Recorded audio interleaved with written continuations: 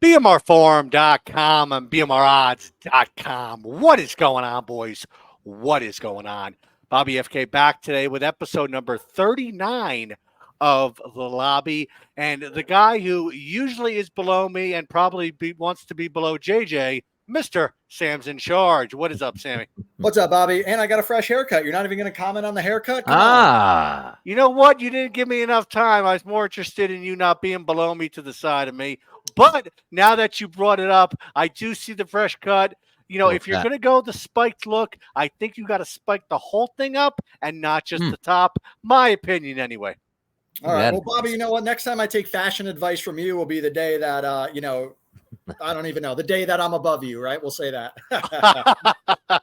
And the man down below me, the man who's been hot to the touch this week, Mr. Donnie Rightside. What's up, Donnie? We've been waiting on taking a streak contest down, and I finally did it here. It felt good, which then I promptly went out day number 1 of the next week's streak. So hopefully I'm waiting this week, Thursday, we get another one together to put together a pretty good week there. But also NFL action has been real kind to me as well, as we'll go over the pools here in just a little bit. So I'm feeling good so far about NFC. Eliminator pools, BMR $10,000 pick'em contest. It's been pretty good so far. Yes, it has. And let's jump right into the hardwood. Sammy, speaking of hardwood, what do you got this week for us in basketball? What do you got today? Yeah, so today actually might be one of the better days in the NBA. Yesterday, everyone was off, so today everyone is playing, and you have maybe the 4 best teams in the NBA playing each other. Yes. In the East, you got Boston against the 76ers, 5-1 versus 5-1, and in the West, you got the Nuggets versus the Warriors, which is 7-1 versus 6-2. So I'm excited for those 2 games. One of them is on ESPN. That's the Nuggets Warriors. The other one is not, unless you have the NBA package.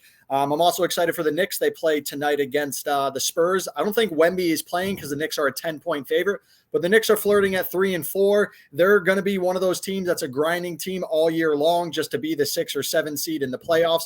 But I am playing the 2 favorites tonight. I'm going to take Boston over the 76ers and the Nuggets over the Warriors at -3.5. The Nuggets, the Nuggets are hard to be stopping. Jokic is just putting up triple doubles. He already has more triple doubles than LeBron in how many less years and stuff like that. So I'm definitely going to keep riding the hot Nuggets. Also, welcome back college basketball. If anyone's playing college basketball, Tuesday Madness of 186 games. Personally, I don't really touch college basketball until conference play. I want to see a couple weeks, see all the players. I don't watch it or I don't follow it during the off season. So if you're a hardcore nut, you know all the players, all the transfers. For a casual like me, I like to watch for the first couple months and then get into it on conference time. Especially, I was just going to throw on there with your Nuggets pick, especially at home. Very, very strong team at home. So best of luck with those, Sammy. Donnie, let's move on down to you. What do you got on the hardwood for us tonight? Yeah, look, I'm the same way here with the Boston Celtics. Now, if this was one of those games where the Philadelphia 76ers were catching the Celtics on short rest here, then I'd be like, you know what, the Sixers were a very good home team, should win that basketball game. But as Sam pointed out, nobody played last night, so everybody's rested. Everybody probably came in a day early, got a good night's sleep in your hotel room. I think the Celtics do knock off the Sixers tonight. And also, it's not anything against the Sixers. They've been having a very good season. Their only loss coming opening night against the Milwaukee Bucks, which they did cover the spread there. But if I'm being honest, 2 teams playing each other tonight, I think the Celtics are the better team. They win. But I'll go against Sammy in the Golden State Warriors game. I'll take the 3.5 points tonight. Jamal Murray is going to sit this one out for the Nuggets. And quite frankly, sometimes in the NBA early season, you look at some of these numbers and go, that just doesn't seem right here. Why aren't the Nuggets more of a favorite? So it's almost like one of those contrarian plays that it's not based on numbers. You're just trying to read some lines. And in that Wembanyama game, he is actually playing tonight in the Garden. And yes, the Knicks are double-digit favorites in this one, expected to blow the doors off of the Spurs. We'll see if that happens. But 14 games tonight, 28 teams in play. Thank goodness the NBA is back. Yes, definitely so. And guys, unfortunately, we didn't get a chance to talk about it, but the Texas Rangers World Series champions. Sammy, let's move to you on this one. What do you think? Did the series go as you predicted it? Yeah, actually, for the World Series contest, I had Texas in 5. So I actually pretty much nailed it as far as that goes. I did see that the ratings were the lowest in the last 6 years. That's but not surprising. That has to do with the casuals. The gamblers are going to watch because gamblers are gamblers. You're always going to have gamblers action. But if you're looking at the casual fans that just like to watch because of the big teams, the big names, you didn't have that this year. So that's why the ratings are down, which kind of stinks for the MLB because overall the ratings were up for the positive reasons. The pitch clock, so it sped up the pace of play. And, the game overall, I know personally, I watch a lot more games just because it was 3 hours, 2 hours, 45 minutes, and not a Boston versus the Yankees 4 hour, 2 minutes in between pitches, just brutal to watch. So, from a casual standpoint, I actually enjoyed the baseball season this year, but for the casual that's looking for the big names, that's why the ratings were down. But I'm happy for the Texas Rangers. It was a different team that won it, and bring on the 24 season. Exactly. Donnie, what was your take on it? Yeah, I'm in agreement there because, again, I was rooting on the Philadelphia Phillies here, but nationally, Bryce Harper would be a story. Nationally, Mookie Betts and Freddie Freeman will be stories here in the National League. The Atlanta Braves, they would be a nice story because he's right. The casuals aren't going to tune in because they enjoy the game of baseball. Casuals want to join in because, hey, I'm going to get something epic here. And the fact that it ended in 5 games, you saw the writing on the wall. Not a lot of people are going to tune into that one. That's what we really expected here. But the Rangers, watch out. You didn't get the best version of the Rangers, which might be next year. I'm not saying Max Scherzer is going to be anything, but if he's your 4th pitcher that's going to be coming in next year, that's pretty tremendous. If Jacob deGrom gets right, that means you still have Eovaldi and Montgomery. Adolis Garcia went down in that series, and they still won. He'll be back next season. If they open up the purse strings and pick up another legitimate player, watch out for the Rangers. Maybe the best is yet to come. And having said that, even though they won a World Series this year. Right. And just a big shout out, Sammy, let's start with you. Thank you for organizing Carolina Kid's World Series contest. Thank you to Carolina Kid himself for putting up the money for the wonderful World Series contest. And last, but certainly not least, Flying Illini, congratulations on winning the contest. It was well deserved. Yeah, of course. Just like JDS, no problem running it. If someone's going to throw up free money for the board to win, I have no problem grading it and putting in some time and some effort on my end just to help out the forum. So anytime Carolina Kid throws out a contest, needs some help, I'll definitely throw my name out there to help out. We got great contests though, man. If you like the baller status and getting involved in stuff like that, it's just tremendous stuff. Week in, week out, and winnable contests. They're not saying hey, Donnie and guys, go 10-0 and you'll pick up a prize. No. That's hard to do. They're giving you shots where you can actually win prizes and do it in a meaningful format. It's great stuff. We got it here.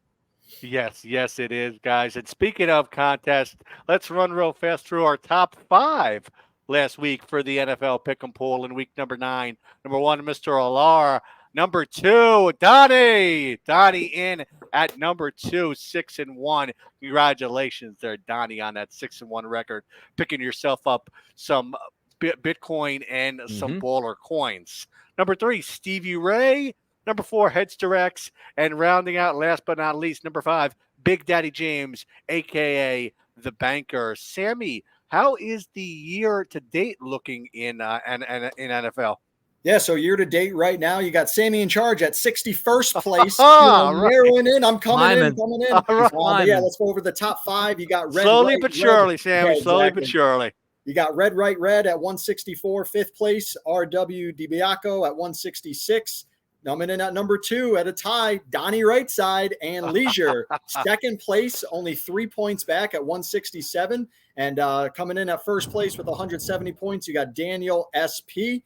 So, 28 points per week up for grabs. Only a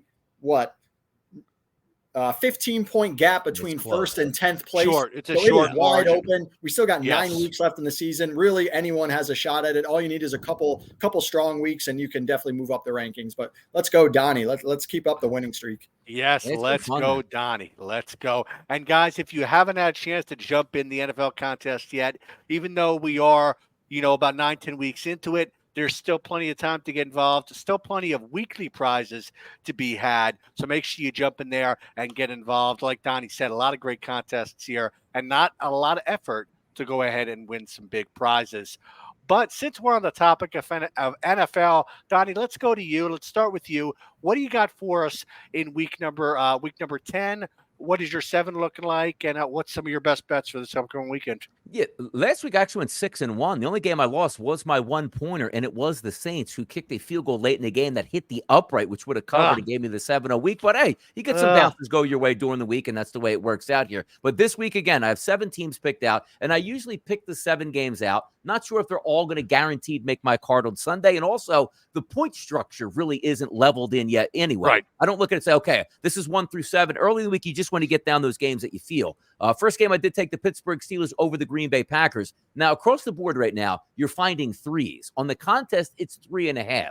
I still think the Steelers win this football game, but that half point makes a difference. It is a massive difference here. So if you're taking a look at a game that you said, hey, it's my favorite game of the week, it might be a 7, but the 3.5 might knock that down to a 3 level here for me. So I just don't know where that's going to factor in, but I really like the Steelers. I'll stick with the Saints this weekend. Justin Jefferson back to practice, but stated today he's not going to play in the football game this weekend. Look, Dobbs pulled off another miracle last week. I think the Saints are good enough ball club to win by a field goal in this game on the road against Minnesota. I'm also going to take the Cincinnati Bengals at home -6.5. This might change my opinion late in the week if Jamar Chase doesn't play in the football game this Sunday, having a little bit of a back issue and also limited in his capacity at practice today. But I still do think the Cincinnati Bengals coming into their own. Love the way to the performance last week by the young C.J. Stroud. I just don't know if you're going to be able to do that on the road against Luana Ramos' Cincinnati defense. I'm also going to take the Baltimore Ravens -5.5 at home against the Cleveland Browns. They smacked them around in game number 1 they played, but again, that was a backup quarterback. Deshaun Watson coming back to football last week looked decent, and they played a terrible opponent. You're really going to have to step up in competition by going on the road to beat Baltimore. The last 2 games Baltimore played at home, smashed a good Seattle team, smashed a good Lions team.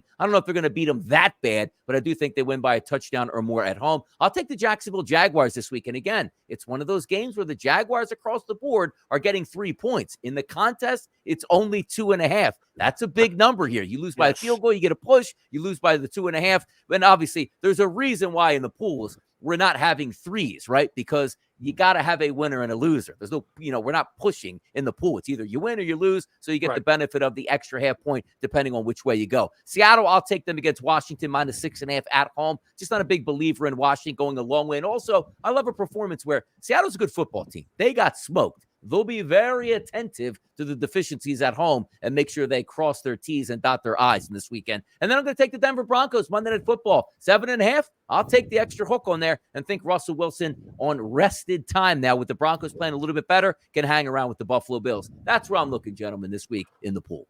All right. Thank you, Donnie. Good luck with those. Sammy, let's jump over to you. What do you got for us? What is your 7? What do you like this upcoming weekend? Yeah, Donnie pretty much hit 4 of my 7 picks. I'm in agreement on them. We didn't have any differences. I'm on Baltimore over Cleveland. I like Jacksonville +3, home to San Fran. San Fran's lost 3 straight. They went from Super Bowl favorites to now they're just fighting to stay alive in their division. Now they got a battle with Seattle.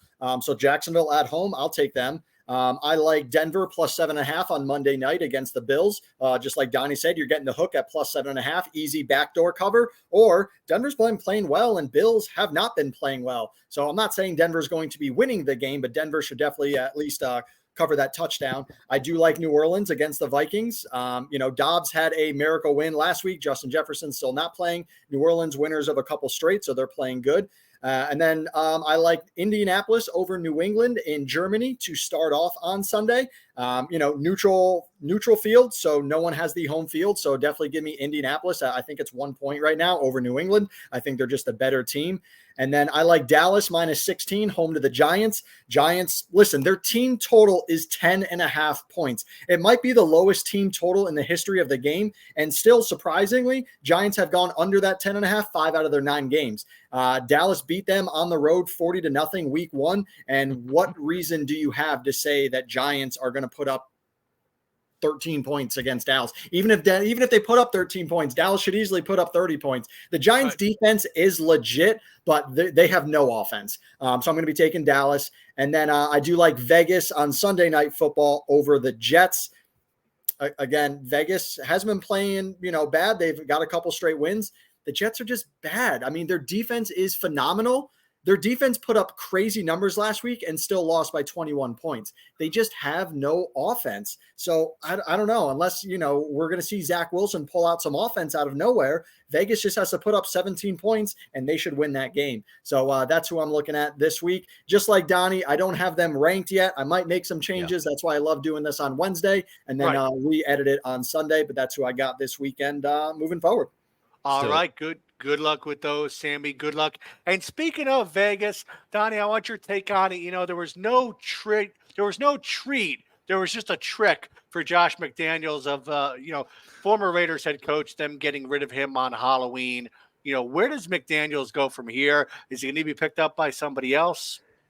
He's probably just going to go back to New England Patriots, like one of those, offensive consultants. Then next year, he'll probably be the offensive coordinator again. That's if Bill Belichick even sticks around. There's some rumors that were floating that if they get beat this weekend by the Indianapolis Colts, that he would be let go, which is incredible to think about, of Bill Belichick, who should be writing his own ending to the story, which looks like Robert Kraft's going to do it. But McDaniels just didn't work out.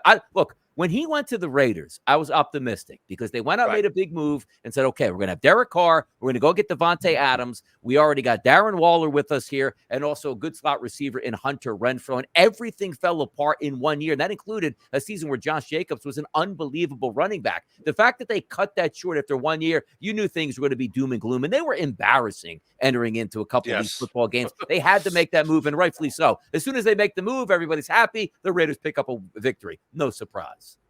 Sammy, where do you see McDaniels going from here, if anywhere?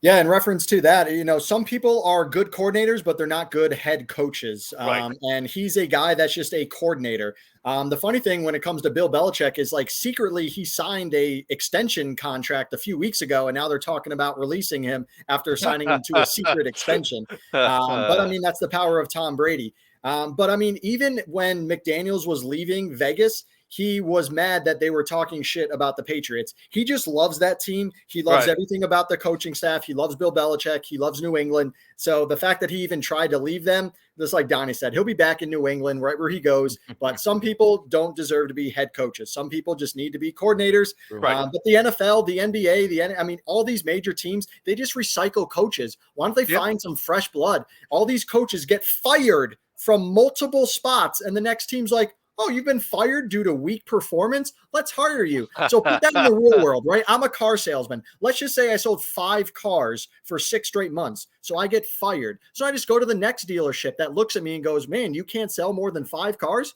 You're hired. Then I sell 5 cars for them. They're like, man, we thought you were going to be different. No, you're just a 5-car guy. You're fired. And then I go to the next one. So, these teams, these coaches, they perform weekly for one team. They get fired. They go to the next team. What do they magically think they're going to? Like a revolving door. So it's kind of frustrating to see that. You'd like to see some fresh blood and other teams get a chance. Right. My dog's going crazy now too. But that's what I think on that. I can hear that. It must be a dog day for sure. Speaking of that, Sammy, how is tennis looking? What do you got for us? Are you busy?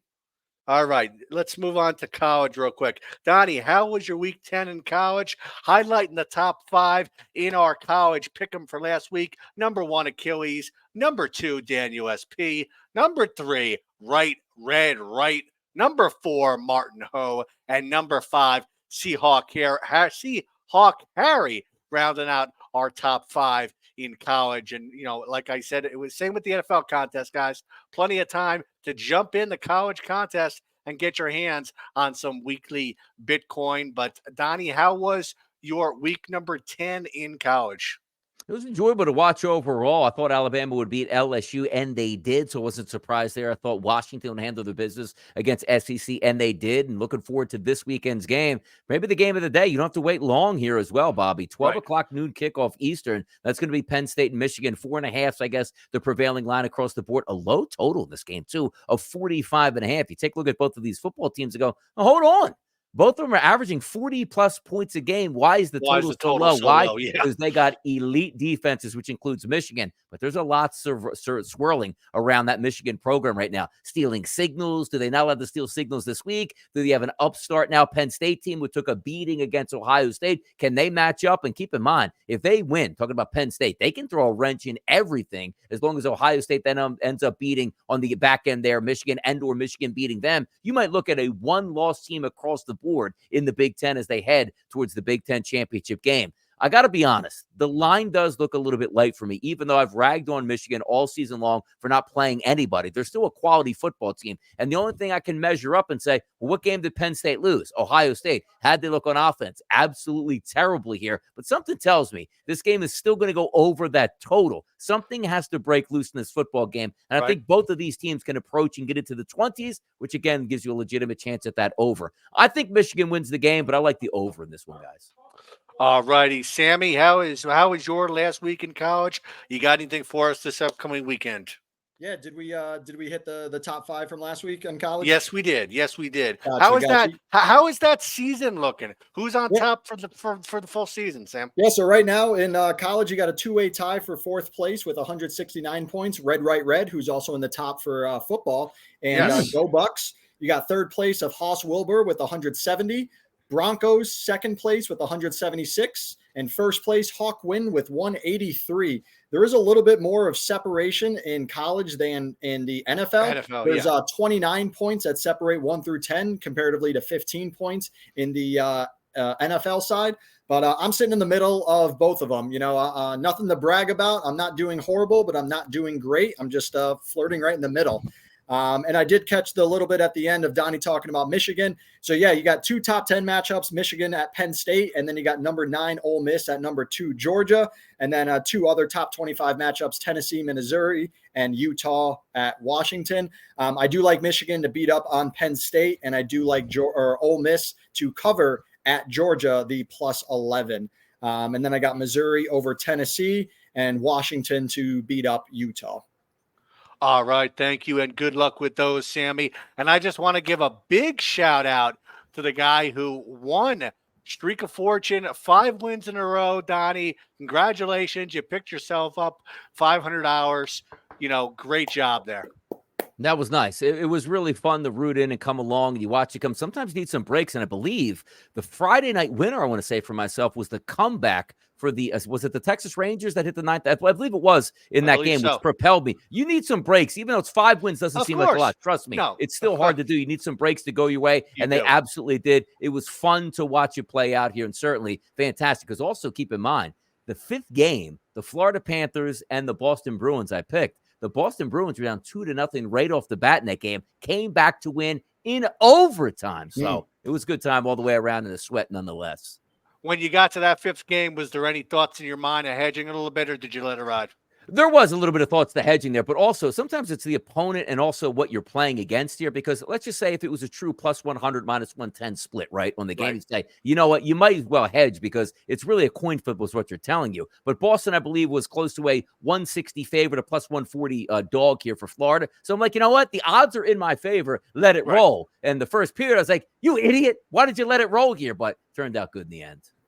Well, guys, if you want to jump in our Streak of Fortune and win that cash like Donnie did, go ahead and follow us on X now. I keep wanting to call it Twitter, X. Yeah. BMR Reviews, guys. Make sure you follow us on there. You have the opportunity to jump in Streak of Fortune and make sure you do become a baller in order to be eligible for those prizes, guys. But, Sammy, how is the court looking? Let's jump over to the tennis court. What do you got for us this week in tennis? What's that threat looking like?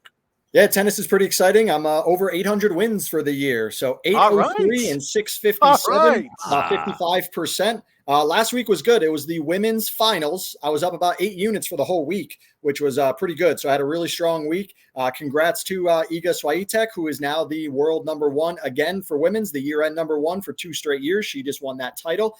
And then we look ahead to starting on Sunday is the men's tour finals. So again, the top 8 men's round robin, which will end the following Sunday. So I'm pretty excited for that. Like I said, I won 8 units on the women's. If I can do, 6 to 8 units, we'll end around 42 to 45 units, take a few weeks off, and then start off fresh again in January or late December, early January. So tennis is real exciting. Obviously had a strong season, and I'm excited to see what happens for next year. All right. Awesome. Awesome. Thank you, Sammy. And guys, you have only a few more opportunities to get involved in our poker tournament. You have event number 11 this coming Saturday, November 11th at 8 o'clock. And then you're going to have the following Saturday. That's going to be your 12th and final event. So still a couple shots there to get a tournament or champion ticket, including weekly Bitcoin, not Bitcoin, Bowler Coin prizes for our top first and second places in there. So make sure you jump in there, get a chance to win some Bowler Coins. Not much more time left to get into the season finale. Sammy, I hope to see you in it. Donnie, I see you in it pretty regularly. Yep. Let's do it. It's time to win. Eliminator. Let's do it. I was just, you took the words right out of my mouth, Sammy. Eliminator. Donnie, let's jump over to you to start off Eliminator. How's it looking? What do you got this coming week? I'm gonna tell you, it's been a long time since I made it to week 10 in an eliminator contest, and it feels good. And it's been paint by numbers for the most part for me, a couple sweats along, but every week I'm finding possibilities of saying, you know what, this team looks really good. So this week I go into, I was like, man, it would have been nice if I had the Dallas Cowboys. Check the teams I picked. Oh, I didn't use the Dallas Cowboys. So no brainer in my mind. I'm not saving the Dallas Cowboys. Right. It's very rare in week 10, you're basically going to get a bye, and I will take that bye and use the Dallas Cowboys against the New York Giants this weekend. All right. Good luck, Donnie. Sammy, what do you got? Yeah, so for me, I got 54 entries left. Unfortunately, I did already use Dallas. I've already used Seattle, and I've already used Buffalo. But that's what happens. You're in a week 10. You're in a tough spot now. You used a lot of teams that you want. Every week it gets tougher and tougher, but that's the whole fun of Eliminator and the strategy. But this week I am taking the Bengals home to Houston. They are a 7-point favorite. Listen, Houston's offense was historic last week. CJ Stroud put up historic numbers. I'm happy that Houston has turned their franchise around. They had 3 wins last year. They already surpassed that. They got 4 this year, and they're definitely going to be flirting with 7-8 wins. But I definitely think the Bengals, they've had a solid month. What's his name? Burrow is back. He's back and healthy. And I think at home, you saw what they did to the Buffalo offense last week. Right. They pretty much stopped them. I do think Houston's going to put up points, but Bengals obviously is going to score more points than them. But I'm taking the Bengals just to win over Houston this week. And good luck to anyone still playing. All right. Good luck with that to both of you guys.